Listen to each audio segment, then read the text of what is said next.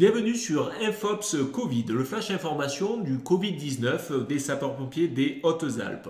3 questions, 3 minutes pour y répondre. Aujourd'hui, on reçoit le médecin commandant Véronique Bail du service de santé. Bonsoir. Bonsoir.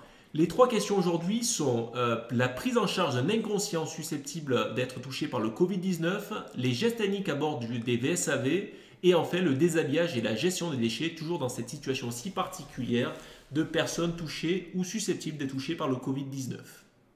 La prise en charge donc d'un inconscient, Véronique. Donc nous allons retenir qu'en cette période, pour tout inconscient, nous allons mettre une tenue complète. Nous allons limiter le matériel auprès du patient. Le premier équipier qui arrive auprès du patient, si la découverte est fortuite, met un masque au patient.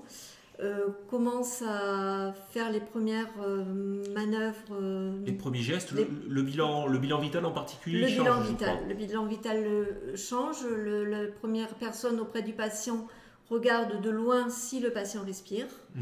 Si on est vraiment dans le cadre d'un arrêt cardiaque, le personnel accompagnant s'habille en tenue complète.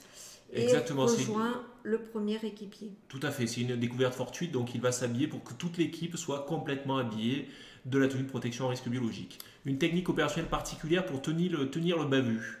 Tout à fait, donc un équipier, une fois habillé en tenue complète, va tenir le bahut de façon très hermétique et un autre équipier va donc ventiler.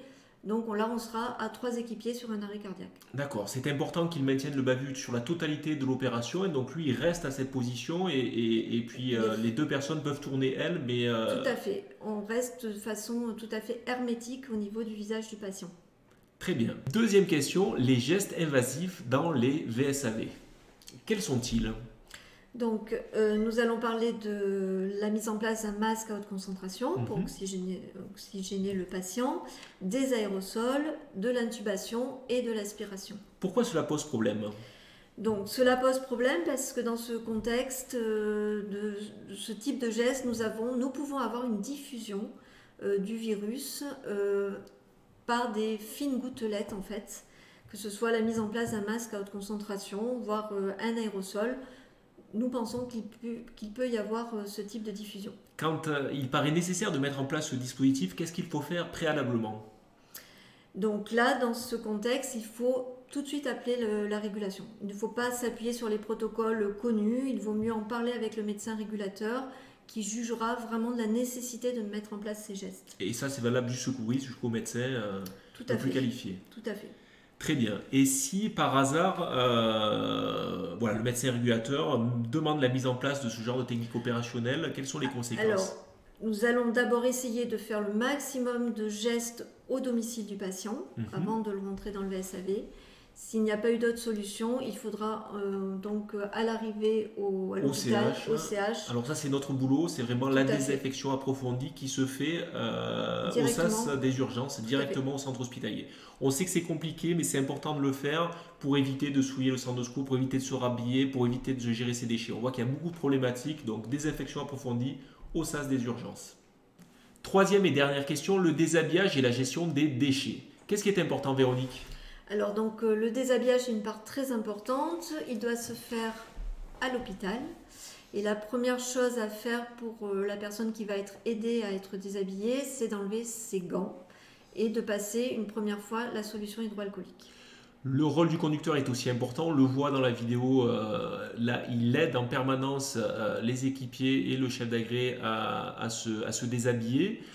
On voit là un des personnels quitter ses tenues souillées. Là, on a une gestion particulière des lunettes qui ne sont pas jetables. Il faudra donc les désinfecter au centre hospitalier.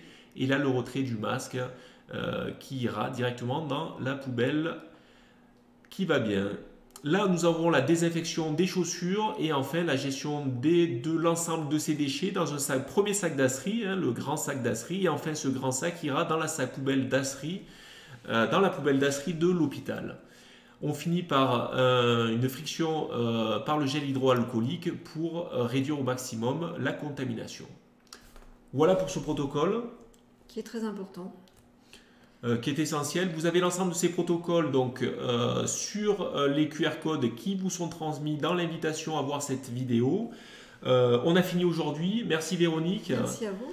N'hésitez pas à poster vos commentaires, on y répondra le plus rapidement possible. N'hésitez pas à partager cette vidéo pour que tous les sapeurs-pompiers des Hautes-Alpes puissent y bénéficier. Et enfin, je vous invite à vous abonner à la chaîne YouTube du SDIS pour bénéficier des informations régulièrement. Merci. Bonsoir.